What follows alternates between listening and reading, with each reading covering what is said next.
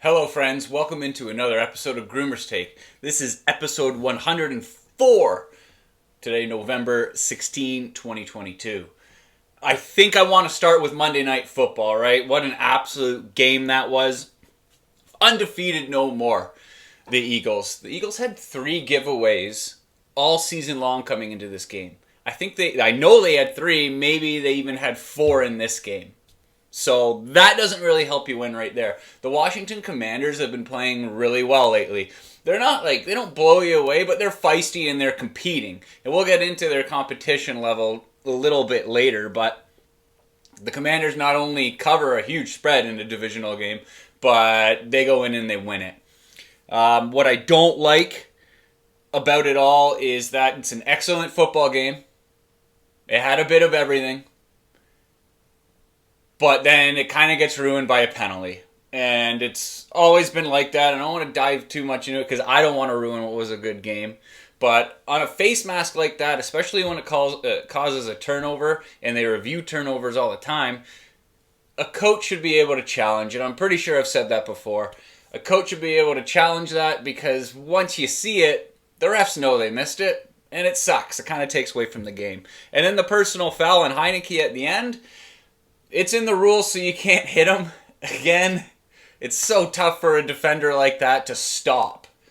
How is a defender like that going to stop when he's like, we got to get this guy down. We need the time. It sucked, and you could tell that he was trying to hold up, but it is what it is, and what it was a fantastic football game. It was an absolute treat on a Monday night. The Eagles are still looking great. You know, the turnovers were what they were, but I want to see what the Commanders are going forward now. I think Philly's going to go in next week and show Jeff Saturday and the Colts what's up. And with the Commanders, they're like I said, they're feisty. They're competing.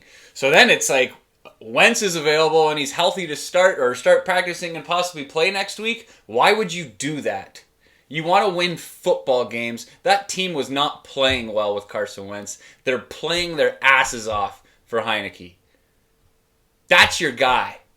I mean, I just don't get it. Why wouldn't you do that? I don't care where the money is. But GroomersTake on the Monday Night Football. Excellent, excellent football game.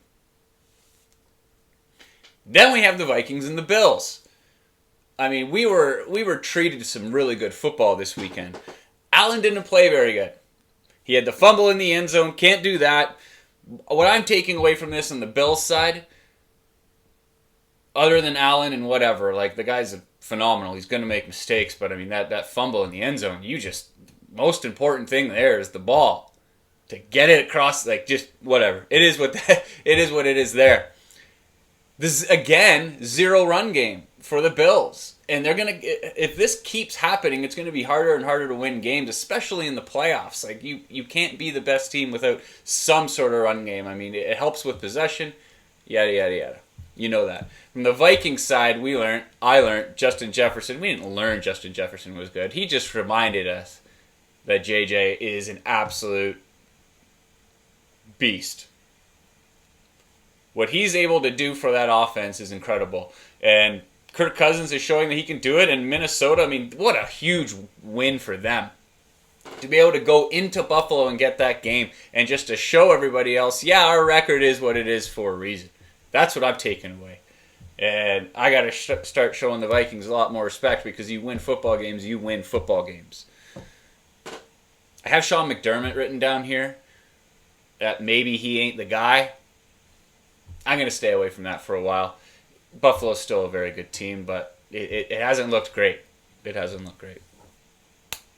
Jeff Saturday wins in debut against the lowly Raiders. What was it, less than a week ago when he was watching the Raiders as an analyst and he says they're just awful or whatever he said? Well, yeah, he's right. He went in there and wins. Matt Ryan was back in. He looked okay. JT, Jonathan Taylor, he might be back to his form, which was being an absolute beast. Fantastic football player. Is Indy going to keep doing it? I don't know. We'll see. Their division isn't closed yet. They could still do it. But, I mean, from the Raiders side, Josh McDaniels, I just don't think he's it. He's had opportunities before. I think he's an excellent coordinator, head coach. I don't think he's there.